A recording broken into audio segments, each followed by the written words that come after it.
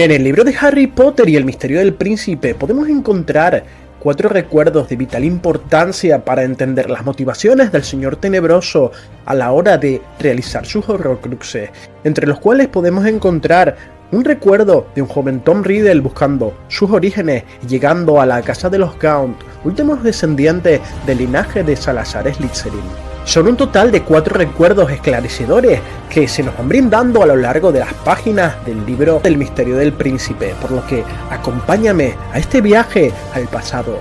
Sería Albus Dumbledore el encargado de estas investigaciones para recolectar estos recuerdos que le darían un esbozo del plan enemigo que había labrado Voldemort, y se acercaría enormemente a conocer los planes del Señor Tenebroso, que durante sus últimos años en Hogwarts había tramado este siniestro plan para alcanzar la inmortalidad. Una siniestra familia de sangre pura que vivían en lo más profundo del bosque. Pero antes de continuar te pido que te suscribas a mi canal si te gusta el contenido que hago sobre la saga Harry Potter. Durante la primera semana del curso de Harry, en su 6º año, Dumbledore le haría llamar a su despacho para enseñar una misteriosa lección, ya que el director, sabiendo que le restaba un año de vida por culpa de la maldición del anillo que había encontrado ese verano, decidiría que era el momento propicio para que Harry conociera parte de la información que le había sido ocultada. Específicamente, uno de los motivos por los que Voldemort había atacado a los Potter 15 años atrás, adentrándose en los más insondables recuerdos y memorias para sacar una serie de conclusiones que les llevarían a acercarse a una terrible verdad que pocos conocían, compartiendo Dumbledore ciertas sospechas. Y aunque Harry apostaba porque esas teorías se convertirían en realidad, el director confesó que, aunque era más inteligente que la mayoría, sus errores también tendían a ser igual de graves, confesando finalmente que tenía que ver con la profecía y que lo ayudaría a sobrevivir. El primero de los recuerdos mostrados por Dumbledore los llevarían al pensadero, y Harry palideció ya que 2 años atrás lo había utilizado sin su permiso y recordó con amargura lo desagradable, aunque instructiva, que fue aquella travesura. Y Dumbledore le explicó que vería los recuerdos de Bob Ogden, un empleado del Departamento de Seguridad Mágica del Ministerio, que justo antes de morir le reveló un oscuro secreto y juntos entrarían en el pensadero para llegar a una zona rural. Y vieron cómo el mago se dirigía hacia el pequeño Hangleton, un nombre tristemente conocido por Harry, ya que era el pueblo donde el cáliz de fuego lo había llevado a Elias Cedric, el lugar maldito en el que el Señor Tenebroso había recobrado su poder. En un estrecho sendero rodeado por un oscuro bosque, Harry pudo ver en un edificio escondido, lleno de musgo y mugre, del que salió una desagradable y fría voz que decía en lengua Parcel, advirtiendo de que el mago no era bienvenido. Aquel hombre era en verdad horripilante, y en la puerta de la casa había clavada una serpiente. Y entonces Bob Ogden sería atacado, pero un anciano de aspecto grotesco saldría de esta casa, ya que había oído que estaban recibiendo una visita de un empleado del ministerio, siendo este anciano el señor Gaunt, y juntos entraron en la casa. Ogden venía a visitar a Morfin, el primogénito de la familia, que había cometido una infracción de la ley utilizando magia delante de un muggle, y dentro de la casa se encontraba también una joven de aspecto andrajoso y de rostro pálido, bizca y poco agraciada como su hermano. Se llamaba Mérope, cuya familia pensaba que era una Skib por su escaso talento con la magia, o al menos no lo demostraba, motivo por el cual la tenían como criada. El señor Gaunt trataría severamente a su hija delante del empleado del ministerio, ya que a Mérope se le había caído una olla y este, al ver que ella la recogía con sus manos, le echó en cara que para qué tenía su varita y que no tenía que hacer las cosas como si fuera una sucia muggle, escandalizando a Ogden, que se ofreció ayudarla, informando además al señor Gaunt de que su hijo sería citado para una vista disciplinaria. Aunque el anciano no entendía por qué su hijo Morfin debía recibir una sentencia por darle una lección a un Magel, cuestionando sobre el estatus de sangre limpia de Ogden y jactándose de su recio abolengo mágico, mostrando con orgullo un anillo con una piedra negra engarzada, con el escudo de armas de la familia Peverell, el símbolo de las reliquias de la muerte. Entonces arrastró a Mérope para enseñar el guardapelo de Salazar Slytherin que llevaba colgado al cuello, revelando que eran los últimos descendientes vivos por línea directa de este gran mago. Aunque esto no era del todo así, ya que al otro lado del mar sabemos que los descendientes de la fundadora de Ilvermorny conservaban sangre Gaunt, aunque eran de sangre mestiza. Ogden le indicó que los antepasados de ninguno de ellos tenían que ver con el asunto de su visita, ya que Morfin había utilizado un hechizo provocándole urticaria al Magel. Y Morfin se rió, aunque el anciano le diría en Parcel que guardara silencio, diciendo que seguramente el Magel había recibido tratamiento del ministerio y que su memoria había sido borrada, por lo que aquello no tenía importancia, algo que hizo enfadar gravemente a Ogden, y el señor Gaunt le dijo que tenía cara de ser partidario de los Muggles. En ese momento, cerca de la casa, se escucharía el sonido de unos caballos y la voz de una joven preguntándose qué hacía aquella casa allí. Sería respondida por la voz de otro Muggle llamado Tom, diciendo que todo el valle les pertenecía exceptuando aquella casa, que era de un vagabundo llamado Gaunt, cuyo hijo estaba loco. Morfin quiso atacarle, pero su padre se lo impidió, y Tom se daría cuenta de que había una serpiente clavada en la puerta, dirigiéndose a la mujer como: querida, vámonos de aquí, y juntos abandonaron el lugar. Y Morfin, hablando en Parcel con su hermana, le diría que, en todo caso, nunca la hubiera querido a ella, algo que enfureció a Sorbolo Gaunt, que no podía creer que su hija se fijase o intentara coquetear con un sucio Muggle. Ese había sido el motivo del ataque de Morfin, algo que hizo perder los estribos a Sorbolo, que cerró sus manos alrededor del pobre cuello de su hija. Y Ogden saldría a su defensa lanzando un conjuro a Sorbolo, que salió volando, pero Morfin, cuchillo en alto, comenzó a lanzar hechizos hasta que Ogden pudo escapar de la casa. Tras finalizar aquella dantesca escena, Harry preguntaría a Dumbledore qué había pasado con la chica, y el director le contó que sobrevivió, que Ogden trajo aurores del ministerio poco después y que padre e hijo fueron arrestados tras ofrecer mucha resistencia, siendo procesados por el Wizengamot, y el hijo sería condenado a 3 años en Azkaban, pues era reincidente. Mientras que Sorbolo tuvo una condena de 6 meses por herir a varios empleados del ministerio, y Harry, al escuchar ese nombre, tuvo un escalofrío al deducir con horror que aquella era la familia de Lord Voldemort, y Dumbledore le indicó también que había visto a su padre, aquel apuesto y rico Muggle del que Mérope estaba enamorada. Si bien Harry no pudo entender cómo acabaron casándose, Dumbledore le recordó sobre la condición de bruja de Mérope y que Voldemort había nacido bajo la influencia de un filtro de amor.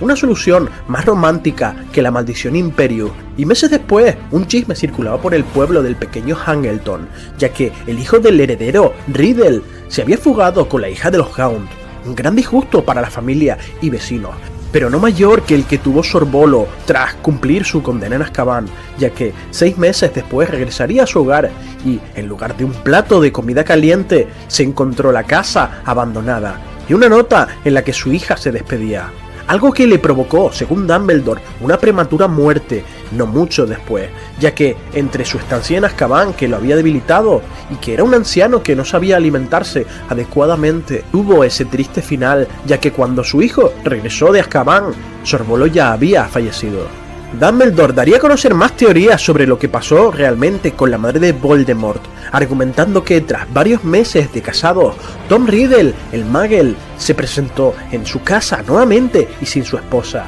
argumentando que había sido seducido y aunque sospechaba que la magia podía haber tenido algo que ver, no lo diría públicamente. Y Dumbledore pensaba que Tom había abandonado a Mérope estando embarazada, que cierto día la mujer, con la esperanza de que Tom, tras tanto tiempo, la acabara amando, dejó de darle el filtro de amor, ya que aunque no la quisiera, creyó que se quedaría por el bien del niño. Pero se equivocaba, ya que nada más perder su efecto la abandonó, ni se molestó en saber que había sido de su hijo. Bueno, pues como aquí podéis ver, esto es una visión bastante importante del pasado, ya que es un hecho que vemos omitido en la película, desgraciadamente, porque sabemos y conocemos mucha información acerca de la familia de Lord Voldemort, Horace Slughorn, un viejo amigo de Dumbledore que fue profesor de Tom Riddle durante sus años en Hogwarts, un mago de gran poder que llevaba un año entero escondiéndose de los mortífagos, ya que deseaban reclutarlo para su ejército por haber sido el jefe de la casa Slytherin y cuyos conocimientos sobre la magia eran ansiados por el bando del Señor Tenebroso. Slughorn era un especialista en elaboración de pociones, entre ellas la complicada Felix Felicis, también llamada suerte líquida. Era una poción que hacía que aquel que la beba tenga la suerte por un periodo de tiempo, durante el cual todo lo que intente tendrá éxito, convirtiendo un día común en uno extraordinario. Pero su elaboración era extremadamente difícil, ya que si se hace mal puede acarrear una serie de consecuencias terroríficas y necesitaba de 6 meses de preparación antes de estar lista. Además era recomendable usarla con moderación porque causaba mareos y una actitud enormemente imprudente por el exceso de confianza que otorgaba, siendo tóxica en grandes cantidades. Su uso, evidentemente, está totalmente prohibido en todo tipo de competiciones deportivas. La poción Felix Felicis fue inventada por un mago llamado Sigmund Bach durante el siglo XVI, siendo el mayor éxito de su vida,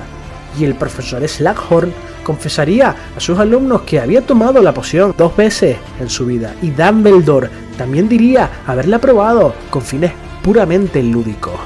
Durante el 6º año, Harry Potter afrontó el desafío lanzado por el profesor Slughorn en su clase, junto con sus compañeros, puesto que uno de ellos ganaría un pequeño frasco de la poción. Los alumnos tendrían que preparar la poción de filtro de muertos en vida, gracias a las instrucciones del misterioso príncipe mestizo escritas en el libro de elaboración de pociones avanzadas. Harry consiguió ser el mejor de la clase, ganándose el respeto de Slughorn, con el que tendría una curiosa relación, ya que él había enseñado a su madre, diciendo al profesor que Lily había sido una de sus mejores alumnas, a pesar de su condición de nacida de Muggles.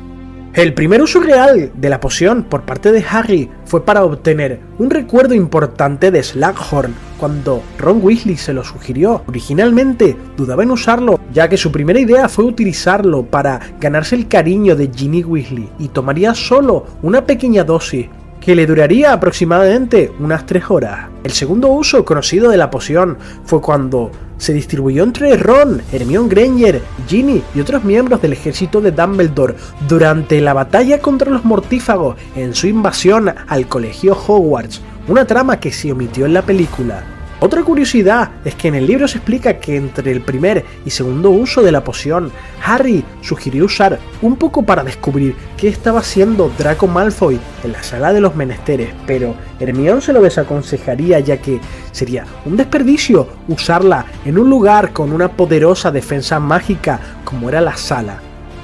Entonces Ron sugeriría que ellos mismos podían elaborar la poción, pero tras consultarlo concluyeron que era demasiado difícil hacerla y les llevaría demasiado tiempo.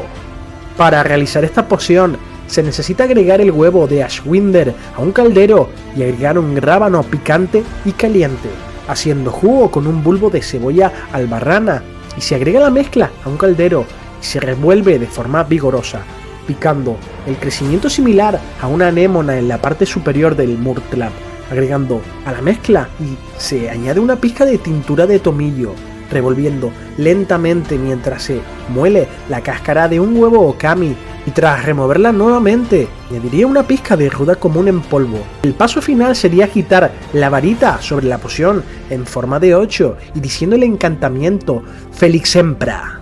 Y si la ingiere el mago bruja, la poción otorga al que la bebe un alto nivel de confianza y una sensación de oportunidades infinitas, inspirándose con la magia abrir un camino favorable a través de las circunstancias adversas. Cuando Harry Potter toma la poción, tuvo una sensación de que no sabía lo que estaba haciendo y que solo necesitaba seguir su inspiración, llevándolo a una serie de circunstancias casi anormales pero posibles, en las que todas las decisiones correctas le parecían obvias. Y en este camino del Feliz Felicis, Harry, sin quererlo, lograría objetivos secundarios menores, como romper la relación de Ron con Lavender Brown y desestabilizar la relación entre Ginny y Dean Thomas para darle a Harry más oportunidades de estar con ella. Se podría decir que el Feliz Felicis permite al bebedor estar en cierta medida en sintonía con su propio destino, iluminándolo con la capacidad de decir intuitivamente qué acciones debe tomar para lograr las consecuencias deseadas. Y aunque Feliz Felicis no confiere poderes adicionales al usuario, parece ser capaz de extraer lo mejor de las personas en caso de ser necesario. Y en el libro vemos cómo Harry puede utilizar un encantamiento recargador de forma no verbal, aunque aún no había logrado dominar la práctica en sus clases. Cuando la poción pierde su efecto, la sensación de confianza del usuario se desvanece y las circunstancias desafortunadas podrían alcanzarlo rápidamente si no está atento. Pero la poción tiene una serie de limitaciones, ya que Hermione Granger nos cuenta que la poción no puede mejorar las posibilidades de que el mago bruja realice encantamientos particularmente poderosos, ya que los miembros del ejército de Dumbledore no pudieron evitar el polvo peruano de oscuridad instantánea que usó en ellos Draco Malfoy. Y una sobredosis de esta poción es muy peligrosa y puede causar dependencia excesiva de ella, provocando un peligroso exceso de confianza e imprudencia. En la película no vemos la batalla de la Torre de Astronomía, ya que antes de partir con Dumbledore para buscar uno de los Horrocruxes de Voldemort, Harry le dio el resto de la poción, como dicho anteriormente, a Ron y Hermione, para que los miembros del ejército de Dumbledore pudieran afrontar los peligros de los mortífagos, ya que se creía que Draco Malfoy estaba listo para atacar, y gracias a esto pudieron esquivar las maldiciones imperdonables que les lanzaban los mortífagos. En el libro se describe que la poción parece oro líquido, aunque en la película solo tiene un tono dorado claro. Y en la película hay una diferencia, ya que al no ocurrir esta batalla, vemos como Harry se toma toda la botella para cumplir su misión de recuperar el recuerdo. Además, en el libro, el premio se otorga simplemente a la persona que elabora la mejor poción, y Slughorn incluso dice que no espera la perfección de ninguno de sus alumnos, pero en la película el profesor menciona que solo un filtro de muertos en vida perfecto ganaría el premio de Feliz Felicis, y que solo una persona antes que Harry lo había ganado. Por tanto, aquí hay varias teorías. Una dice que puede ser que Severus Snape la hubiera ganado en su momento. También sabemos que Slughorn había enseñado en el pasado a alumnos como Voldemort y Lily Evans, que eran muy brillantes en pociones, por lo que también pudieron haber sido uno de los ganadores de la poción. Otro dato curioso muy interesante es que si Tom Riddle fue el ganador de la poción Feliz Felicis, posiblemente la haya utilizado para preguntarle al profesor Slughorn sobre los Horrocruxes, algo que Harry sospecha enormemente. En Harry Potter y las Reliquias de la Muerte, parte 2, se ve como Slughorn bebe un frasco antes de que comience la batalla de Hogwarts, y evidentemente todo apunta a que bebió un poco de Feliz Felicis.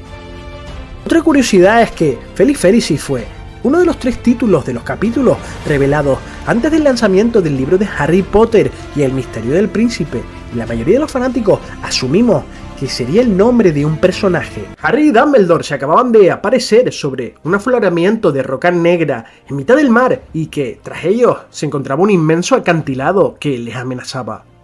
Bajo un ambiente gélido y gris y con un profundo olor a salitre, pronto Harry se daría cuenta de que estaban en un lugar que él conocía. El director había descubierto que un joven, Tom Riddle, mientras estaba en el orfanato, había traído a varios compañeros para hacerles cosas terribles y atormentarlos. Y Dumbledore comentaría que aquel lugar era inaccesible para un joven Muggle, por lo que Tom utilizaría la magia para traerlos allí.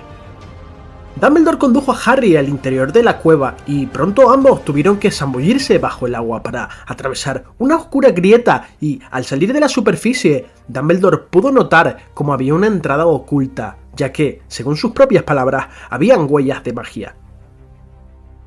Una misteriosa antecámara estaba delante de ellos, advirtiendo al anciano director que ya no se trataba de superar los obstáculos de la naturaleza, sino que, para encontrar el Horrocrux, tendrían que enfrentarse a las defensas que había puesto el propio Voldemort para que no entraran allí, y pronto encontraron el primer problema. Para entrar a la cámara, uno de los dos tendría que pagar un precio en sangre. Y aunque para Dumbledore aquello era una ordinariez, Voldemort había dispuesto eso para que el mago que entrase se encontrara débil. Albus tomó la decisión y, con un cuchillo, se hizo una herida ante el enfado de Harry, que quería dar su sangre por la del anciano director, si bien Albus, aunque agradecido, le desveló que su sangre era mucho más valiosa que la suya. Tras pagar el precio, ambos se encontrarían en un lago negro, y Dumbledore, que era experto en rastrear magia, conseguiría adivinar el enigma de aquella sala, y desde el fondo del lago apareció una cadena verde, y tras ella un barco fantasmal emergería de la superficie, ante el asombro de Harry.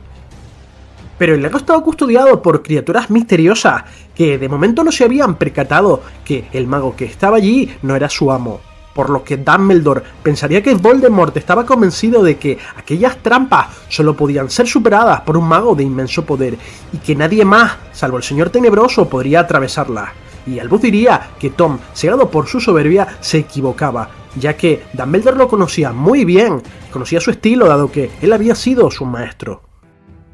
Sin embargo, aquella barca tenía un conjuro para impedir que más de un mago se subiera a la vez. Pero Dumbledore dijo que Harry podría subirse con él, dada la diferencia de poderes entre ambos, y que Voldemort jamás pensaría que un mago de 16 años fuera capaz de llegar allí, por lo que el conjuro sería, en todo caso, para un mago adulto. Y Dumbledore se reiría con ganas, ya que comentaría el grave error del Señor Tenebroso en hacer aquel razonamiento, dado que Tom era muy insensato y descuidado, subestimando a los jóvenes. Juntos se subirían a aquella barca que avanzaba sin ayuda, pero Harry divisaría una mano blanca en el agua y sentiría un gran miedo. Pero Dumbledore no se inmutó, ya que no parecía extrañarle aquel macabro recibimiento, y Harry comprendió que las criaturas que vigilaban el lago eran Inferi, cadáveres reanimados al servicio de las fuerzas oscuras de Lord Voldemort.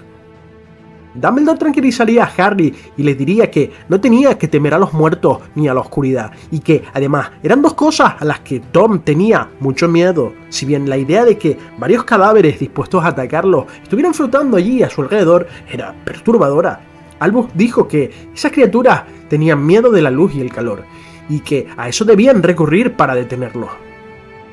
Pronto llegaron a una isla en la que había una vasija de piedra colocada en un pedestal, muy parecida a un pensadero. Allí lo observaron con preocupación,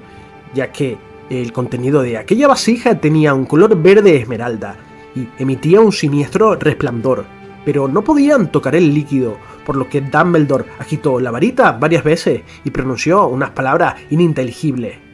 Pero nada funcionaba, y al final decidieron probar a beberse la poción, para descubrir qué había en el fondo, ya que el Horrocrux que estaba buscando seguramente se encontraba allí. Aquella poción no podía ser fulminantemente mortal, ya que Voldemort prefería torturar a sus enemigos lentamente, y Dumbledore pensaría que Tom los querría mantener allí con vida hasta averiguar cómo había podido superar aquellas defensas, y sobre todo el mago que estuviera allí, por qué le interesaba tanto que había dentro de la vasija, ya que Voldemort pensaba que solo él era el único que conocía la existencia de sus Horrocruxes, otro error fatal que lo llevaría a su destrucción.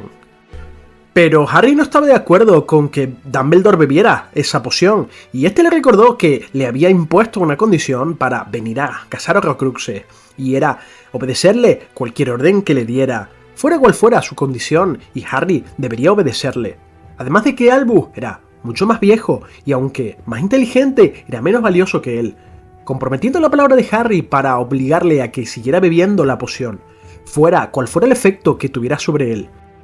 Y no tardó mucho tiempo en ver cómo Dumbledore se derrumbaría una y otra vez, tambaleándose y sufriendo, perdiendo la cordura, y finalmente caería inconsciente, en una desgarradora escena que vimos muy bien adaptada en la película. Entonces fue el momento de intervenir de los Inferi, ya que cuando Harry tomó la copa y la hundió en el lago, una horrible mano blanca y húmeda lo agarró por la muñeca, mientras el agua comenzaba a revolverse, y cientos de hombres, mujeres y niños avanzaban hacia la isla. Y Harry intentó combatirlos a todos, pero ni siquiera con el Sectum Sempra pudo pararle, ya que aquellas criaturas, aunque eran cortadas, ya no tenían sangre que derramar. En un pasaje muy oscuro en el que el lector se siente muy angustiado de saber qué pasará, e incluso creyendo que este sería el fin de Harry. Un fuego emergería de la oscuridad y un intenso anillo de llamas rodearía la isla y espantaría a los Inferi, y Harry, varita en alto, miraría a su alrededor sin comprender qué estaba pasando. Contra todo pronóstico, Dumbledore se había puesto de pie y, aunque estaba más pálido que los propios Inferi, se podía percibir su inmenso poder y grandeza. Con una mirada más ardiente que el propio fuego, sostenía la varita de Sauco en alto y, como si de una antorcha se tratase, de la punta de la varita emanaban llamas y un color intenso que acorralaba a los Inferi. Entonces Dumbledore tomaría el guardapelo del fondo de la vasija y se lo guardó, escapando con Harry, y aunque los Inferi los perseguían, ya no tenían nada que hacer, y, aunque volvieron de regreso, Dumbledore estaba muy débil y reconoció que la protección de Voldemort sobre el Horrocrux estaba muy bien pensada, y que, sin Harry, no habrían podido conseguirlo, sin saber que otro mago lo había intentado muchos años atrás y que el guardapelo que llevaban era falso. Harry estaba muy preocupado por Dumbledore, que incluso en ese estado estaba todavía dispuesto a dar más de su sangre para salir de la cueva, pero Harry se había cortado en la isla y evitó que el director se debilitara aún más. Juntos abandonaron aquel lugar de horrores, y Harry fue el encargado de desaparecerlos a ambos, tranquilizando a Albus de que todo iba a salir bien, y Dumbledore le respondería: Harry, no estoy preocupado, estoy contigo. Maestro y alumno salían con un Horrocrux de la cueva tras pagar un alto precio, pero no se esperarían para nada el terrible acontecimiento que iba a ocurrir justo al llegar a Hogwarts. Harry agarró a Dumbledore del brazo y centró toda su atención en visualizar Hogsmeade, apareciéndose con el director muy lejos de aquella siniestra cueva donde los habían atacado los Inferi. Y Harry estaba muy feliz por encontrar el Horrocrux, pero preocupado por el estado en el que se encontraba su maestro. Pero Dumbledore bromeó diciendo que aquella poción no era ningún tónico reconstituyente. Harry pensó en volver al colegio y avisar a la señora Pomfrey, pero Albus deseaba ver a Snape antes que a nadie. Sin embargo, la señora Rosmerta, dueña del pub de las Tres Escobas, los encontraría y trataría de ayudar, alertándolos a ambos de que en ese momento no podían ir a Hogwarts, ya que la marca tenebrosa se encontraba suspendida en el cielo sobre el castillo, algo que le helaría la sangre a Harry, ya que un reluciente cráneo verde con una lengua de serpiente surcaba el colegio, un signo de que los mortífagos habían quitado la vida a alguien. Dumbledore le ordenaría entonces que avisara al Ministerio de Magia de lo sucedido. Pero la marca no llevaba mucho tiempo allí, por lo que Harry convocaría un par de escobas para volar hacia el colegio, y Dumbledore le pidió que se pusiera la capa invisible y que quizás en Hogwarts todavía no sabían lo que estaba pasando.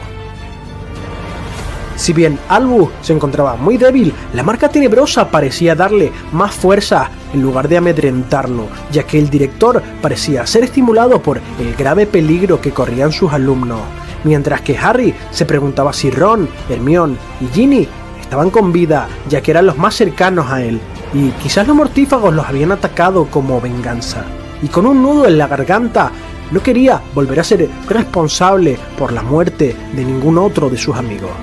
A medida que se acercaban, Dumbledore comenzó a murmurar una serie de complicados hechizos,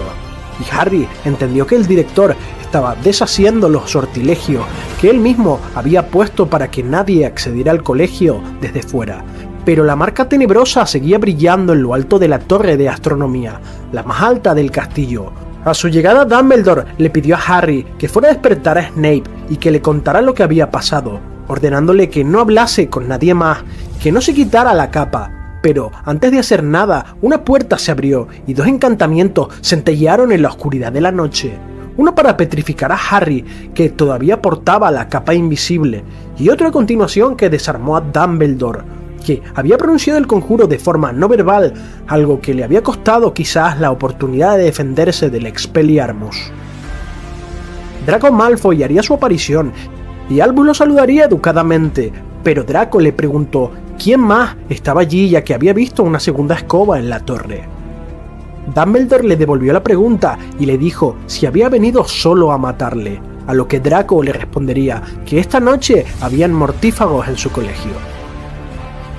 Dumbledore no perdería la compostura y le reconocería su astucia al haber encontrado la manera de hacerlo sin que él lo supiera, burlando todas las protecciones del colegio. Pero el director le dijo que no había traído refuerzos para enfrentarse contra él. Draco desvelaría que en esos momentos se estaba produciendo una batalla en la torre. Al parecer los mortífagos habían encontrado una inesperada resistencia, algo que pudo haber salvado a los hijos de Muggles de Hogwarts de una masacre. Harry solo podía mirar y escuchar la conversación, lleno de impotencia y todavía preso del encantamiento paralizante. Draco declararía que tenía que hacer un trabajo y Albus le animaría a hacerlo, aunque en realidad él no era un asesino, desatando la furia de Malfoy, que dijo que había sido capaz de hacer muchas cosas que nadie esperaba de él. Pero Dumbledore admitiría conocer la existencia de sus planes y la verdad de los intentos de matar a Kate Bell y a Ron Weasley, que fueron daños colaterales por error. Débiles intentos, según sus palabras, de acabar con su vida, y el director le preguntó si realmente ponía interés en hacerlo, ya que llevaba todo el curso intentándolo.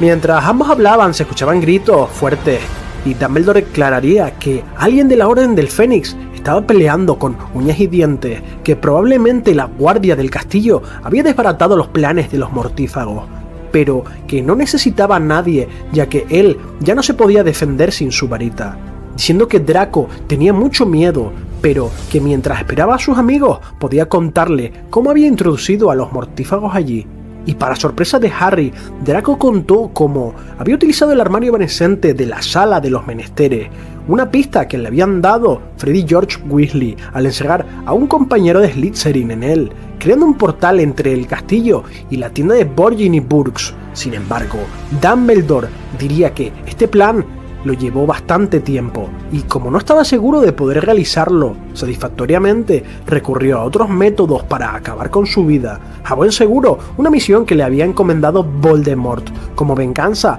por el fracaso de su padre Lucius en el Departamento de Misterios el año pasado. Draco le preguntó por qué no trató de detenerle si ya sabía que él era el autor. Entonces el director le reveló que Snape le había estado vigilando y siguiendo estrictamente sus órdenes, pero Malfoy se burló de él y le dijo que Snape era leal a Voldemort. Y sin embargo, Dumbledore diría que él confiaba en Severus Snape, aunque probablemente Draco no sabía que su profesor estaba atado al juramento inquebrantable para protegerle, y que Snape se jugaba en esta misión su propia vida. Todo esto ante la sombra de Voldemort, en un peligroso juego de intrigas y mentiras, y Draco reveló que Rosmerta había estado sometida bajo la maldición Imperius que él mismo le había echado, para hacerle llegar el collar a Dumbledore y envenenar la botella de hidromiel, poniéndose en contacto con ella a través de monedas encantadas mágicamente, por lo que podían enviarse mensajes, ya que Hogwarts tenía controlados durante aquel año los sistemas de comunicación con el exterior, una idea que por cierto le había dado a su vez el ejército de Dumbledore en el curso pasado, y el director fue muy gentil al reconocer su inteligencia en aquel plan, aunque cuando Draco empleó el término sangre sucia para describir a Hermione Granger, Albus le diría amablemente que no utilizase esa expresión en su presencia. Pero Draco se rió y le dijo que estaba a punto de matarlo. Esta vez el director se rió y le dijo a Draco que, en caso de querer hacerlo, ya lo hubiera hecho, en lugar de estar hablando tanto tiempo, y que se encontraba solo e indefenso frente a él, mientras que Dumbledore proseguiría interrogando a Malfoy, indagando sobre todos los detalles de su plan y ganando tiempo para que pasase algo o llegara alguien. Y Draco le dijo que la marca había sido puesta allí para atraer al director a la torre, y que él había caído de lleno en la trampa. Unos ruidos se escuchaban muy cerca y Harry creyó que alguien estaba peleando en la escalera de caracol por la que se subía a la torre, mientras que Dumbledore le dijo a Draco que tenía varias opciones, ofreciéndole protección a la familia Malfoy de Voldemort y sus seguidores, y que no le había dicho nada antes por miedo a que el señor tenebroso se diera cuenta de este acercamiento, y que no sospechara de una posible traición de Draco, que no dejaba de ser una víctima más en los planes de Lord Voldemort. Dumbledore estaba seguro de que Tom Riddle utilizaría la legiromancia para escudriñar en los pensamientos de Draco si Albus le ofrecía su ayuda, por lo que ese era el momento adecuado para hacerlo, advirtiendo a su alumno de que todavía no había cometido ningún crimen ni daño irreparable alguno, ofreciéndole nuevamente unirse al bando del bien, diciéndole que podía enviar miembros de la orden a casa de su madre para protegerla, y que su padre, por lo pronto, estaba a salvo en Azkaban, pero que podrían protegerlo igualmente. Sin embargo, Draco estaba sometido a una gran presión y el miedo hacia Voldemort lo superaba, pero no se atrevía a traicionar al Señor Tenebroso, diciéndole que la vida de Dumbledore ahora estaba en sus manos. Pero el director lo corrigió diciéndole de forma enigmática que era él quien tenía su suerte en sus manos. Y entonces Draco comenzó a bajar poco a poco su varita. Pero siguieron unos pasos y aparecieron en la azotea varios mortífagos, quedando muy sorprendidos al ver que Draco había acorralado a Dumbledore.